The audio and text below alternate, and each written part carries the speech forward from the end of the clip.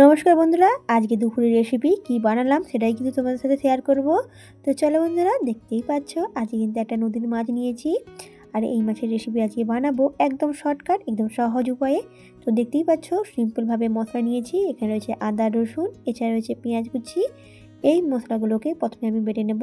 আর সাথে রয়েছে মাছ। এই নদীর মাছটাই কিন্তু আমি আজকে বানাবো। তো দেখতেই পাচ্ছ এটা কিন্তু মাছ বালি বিক্রি করে, এর আগেও আমি অনেকবার খেয়েছি। আজকে তোমার সাথে শেয়ার করব এই মাছটা কিভাবে আমি রান্না করি। তো বন্ধুরা, এই মাছের রেসিপি বানাবো। এছাড়া রয়েছে কলমি শাক। কলমি শাক চারাটি নিয়েছিলাম বাজার থেকে, সেটাও কিন্তু রান্না করব এই যে আজকে দুপুরের রেসিপিতে। তো এই দুপুরের রেসিপিগুলো তোমার সাথে শেয়ার করব আজকে। তো চলো বন্ধুরা, এবার সমস্ত কিছু রেডি করে নিই আর তোমার সাথে শেয়ার করি রেসিপিটা। তো বন্ধুরা, দেখতেই পাচ্ছ সাথে কাঁচা লঙ্কাও কেটে নিয়েছি আর সমস্ত কিছু বেটে নিয়েছি। প্রথমে মাছটাকে আমি ভেজে নিচ্ছি। দেখতেই পাচ্ছ এখানে নুন হলুদ মাখিয়ে দিয়ে এবার এক এক করে আমি ভেজে নেব। বন্ধুরা, মাছগুলোকে ভালো করে এক এক করে ভেজে নেব। তোমরা মাছ নানা রকম রান্না করো, তোমরা কিভাবে রান্না করো তোমরা কিন্তু বন্ধুরা কমেন্টে জানিও।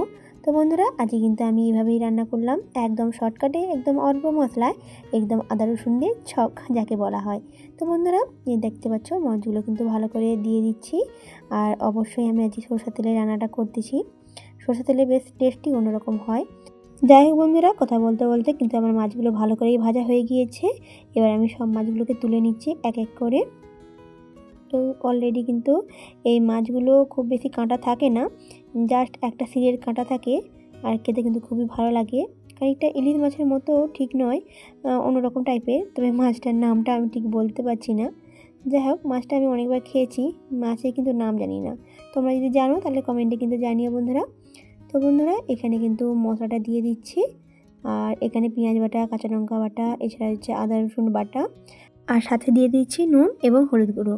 এই মশলা দিয়েই কিন্তু এই রেসিপিটা বানাবো, একদম সহজ, একদম অল্প মশলায়।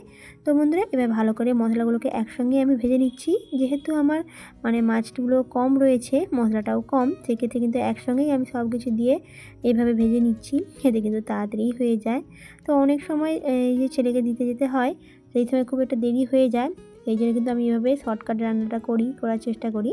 তো বন্ধুরা, অল্প করে টমেটোটা আমি দিয়ে দিচ্ছি এখানে। টমেটো কুচি একটা ছোটো ছোটোভাবে কেটে নিয়েছিলাম। এবার ভালোভাবে মশলাগুলোকে কষিয়ে নিয়ে এবার আমি জল দিয়ে দেবো। যখন দেখবো ভালোভাবে কষানো হয়ে গিয়েছে, তো দেখতেই পাচ্ছ অনেকটাই কষানো হয়ে গিয়েছে, এবার জল দিয়ে দেবো, নাহলে নিচে লেগে যাচ্ছে।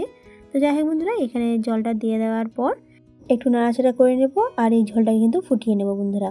তো দেখতেই পাচ্ছ খুব বেশি কিন্তু ঝোল দেয়নি। এই মাসে কিন্তু খুব বেশি পাতলা ঝোল ভালো লাগে না, যা গায়ে বসা কিন্তু বেশ রেসিপিটা বেশ ভালোই লাগে। তো বন্ধুরা, ভালোভাবে কিন্তু ঝোলটা ফুটে গিয়েছে। এবার আমরা এক এক করে সব মাছগুলো দিয়ে দেবো এখানে। আর মাছগুলো দিয়ে অবশ্যই এখানে কিছুক্ষণ ফুটিয়ে নেব, তারপর কিন্তু রেসিপিটি কমপ্লিট। তো বন্ধুরা, দেখতেই পাচ্ছ অলরেডি কিন্তু হয়ে গিয়েছে। এবার আমরা রেসিপিটা তুলে নেব।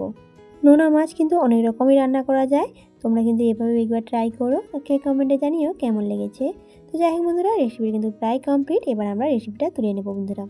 তো বন্ধুরা দেখো, তুলে নিয়েছি। কালারটা দেখো খুব সুন্দর এসেছে। তো কালারটা নয়, খেতেও কিন্তু খুবই ভালো লাগে, একদম অন্যরকম একটা রেসিপি।